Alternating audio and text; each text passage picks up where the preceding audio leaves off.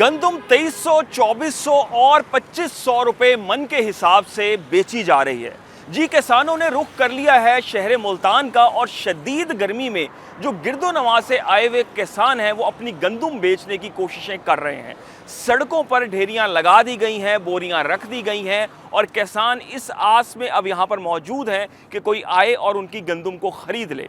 जो हमारी किसानों से बात हुई है, किसानों का ये कहना है कि बहुत मेहनत से उन्होंने गंदुम जो है वो तैयार की अपनी फसल, लेकिन अब ना तो उसका 4000 रेट मिल रहा है, ना 3500, ना 3000। इस वक्त गंदुम जो रोड्स पर रखकर, सड़कों पर रखकर बेची जा रही है और किसान गर्मी का भी मुकाबला कर रहे हैं और ख़र्चा भी कर रहे हैं इजाफी तौर पे। अपने अपने इलाकों से गंदुम जो है वो यहाँ तक लेकर भी आ रहे हैं।